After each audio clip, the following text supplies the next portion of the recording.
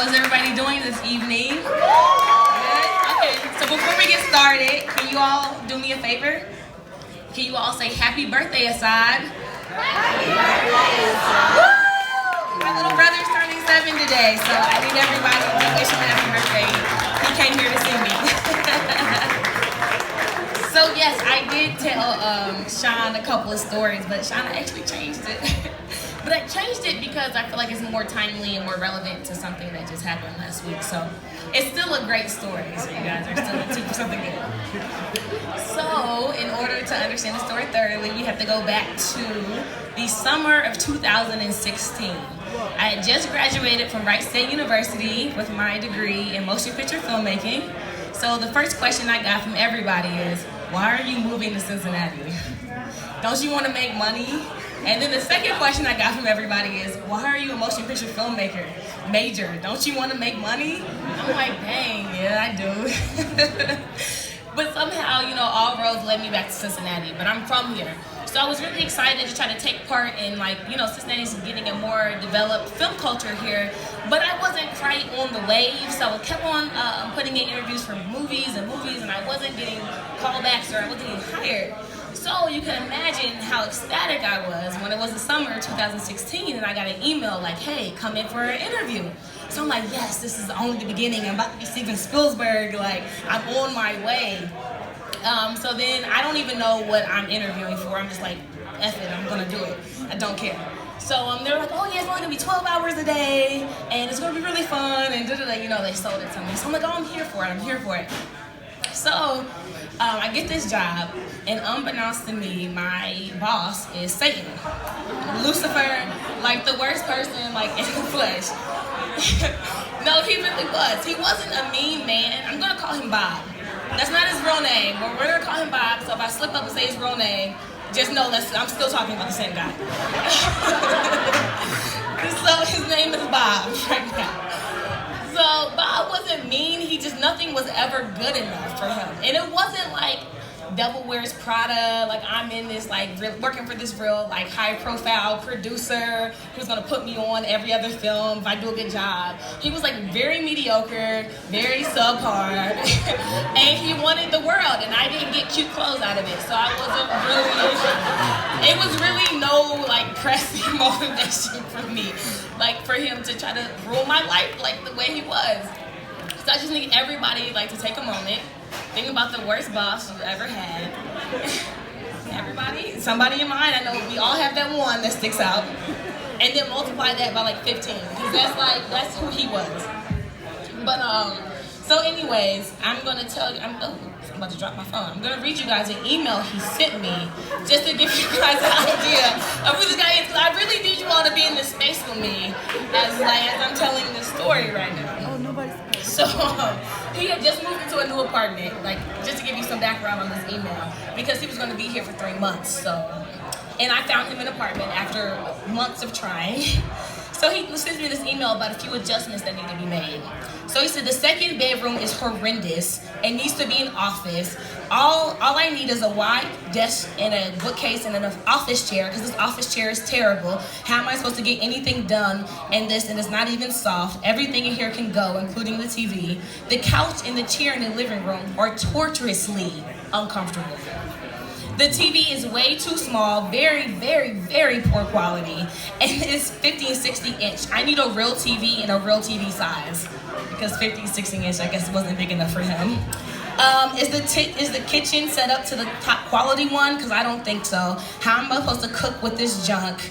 Are there any top quality towels? Same with the sheets. They feel like 200 thread count, and I asked for 1,000 thread count sheets. The floor is dirty. The Wi-Fi is not working, and you were supposed to check that when you came over here. That's something that you're going to have to come back and do, and there's probably a lot more.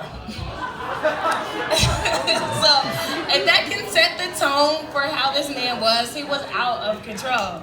And so it was a Friday, and keep in mind, like they told me 12 hours, but 12 hours became 14 hours, and 14 hours was becoming like 15 and a half hours.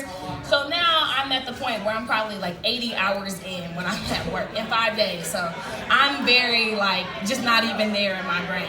So he tells me that he needs a calculator. It's just a simple desk calculator. I'm not thinking it's that big of a deal. It's not like he's asking for his hometown coffee or like I need something just outrageous. Like I can handle a calculator. So I go and get a calculator, and the first one I get is too small. The second one I get is too big.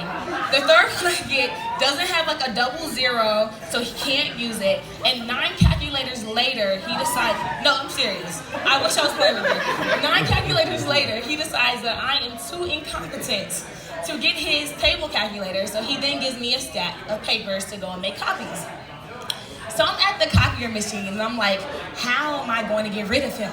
I want to stay employed, but I don't want to work for him anymore. Like, I'm not $45,000 in college debt to be making copies and getting coffee, and I'm over this, but I still need that check every week. So I'm trying to figure out how to get that check without having to work for him. So I'm sitting there like, I'm not doing angrily like copying stuff. Like, I'm over it. I'm done. Ugh. Bye, Steve. Like, how can I do this? Oh, I said his name!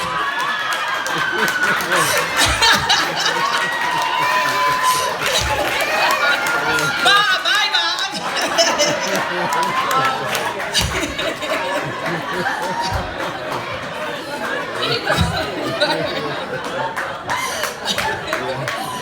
I'm there and I'm making all these copies and I'm like, bye, Bob.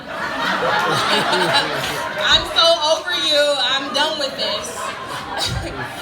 And then all of a sudden I hear, baby!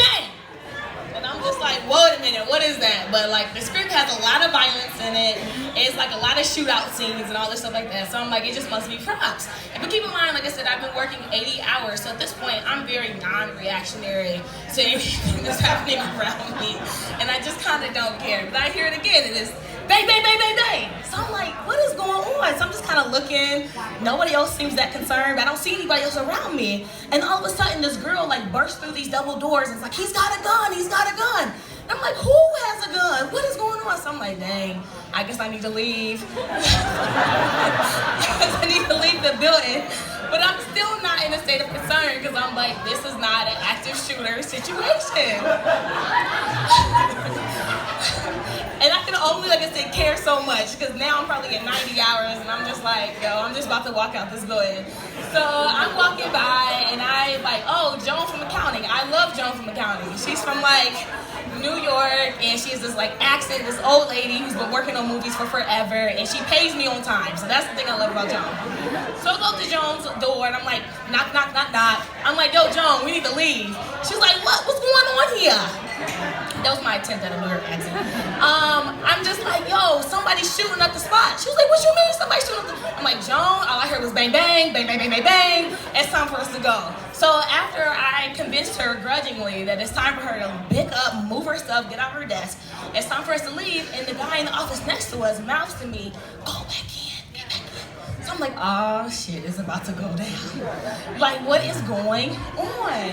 So I'm just like, okay. So we're sitting there. I don't know if you ever had a conversation with somebody. You're trying to convince them that it's not that bad.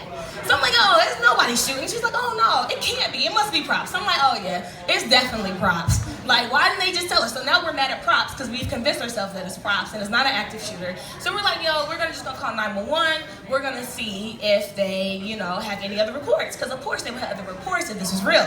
So then we call 911 and they're like, oh yeah, SWAT is on the way. I'm like, SWAT is on the way? So now this is the real thing. Now Joan's in the corner falling apart and I'm just like, oh my God. I don't even have the emotional investment or latitude at this moment to even deal with this situation.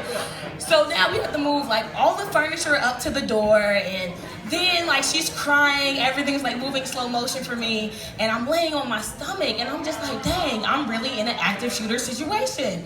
I'm over here, complaining about getting coffee and making copies and being $45,000 in debt. But I would much rather have that type of life than no life at all, right? So I'm just sitting there dang, I really need to just put stuff in perspective for me. But I just can't do anything. So I'm like, do I call my mom? Do I call my dad? Do I let them know I'm okay? But I'm just gonna lay on my stomach and I'm just so happy.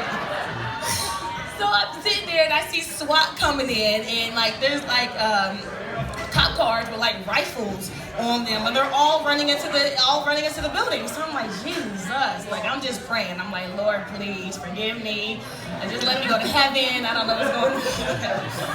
So what felt like an hour, it was probably only like 15 minutes. We get a knock on the door, and it's like, it's CPD, everything is clear. So we come out and we're like, yo, what's going on? Like, what happened? And they were like, well, it was a guy who was trying to get a very sought after role, Thug Number 2. That was the name of the role, Thug Number 2. He was an extra role. So he decided to bring a 45mm handgun to his audition so that he could be more authentic. And he was going to shoot off blanks to the casting director so he could get the role. So I said, what the hell? This must be something this is not real life right now. And then my dreaming, is this like the 90 hours of work that I've been working with? This is real life. But unfortunately, he did not get the part. And he instead landed a court date and was sent off in the back of the cop car for causing public panic and amongst them, I'm sure, a whole bunch of other things. And so then Bob comes up to me and he goes, man, that was real crazy, right? This is my Bob voice. I'm like, yeah, it was. He was like, well, do you think you're gonna be finished those copies? I said, finish the copies? I am traumatized, I'm emotionally abused. Are you thinking about to finish these copies? But, I still want to stay employed. So instead I said, thank you for the consideration of me being able to finish work on this lovely Friday. However, I think it would be best if I would go home to recuperate, rejuvenate, so I could be the best for you and for the movie. Thank you, sincerely, Kailah Ware. So I told him I was leaving and I wasn't coming back for the day. So it was a lot of women in the office, a lot of girls worked at the office, and we all went and got a drink because we were like on edge. And it was crazy because a lot of these women had experienced gun violence at some point in their lives. And I didn't know how, common this was because I had never been a victim or experienced gun violence or know anybody directly to me that had been shot or had to deal with this type of stuff.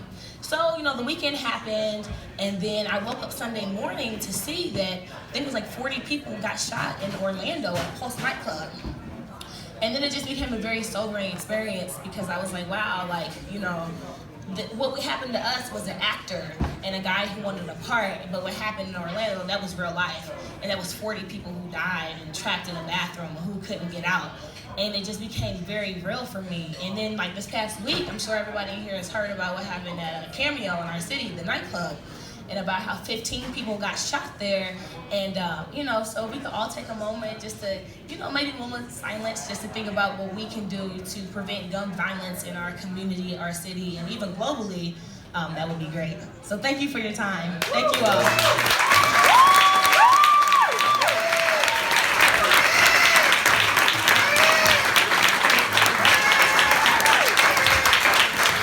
Yeah, give it up for Kailah Ware.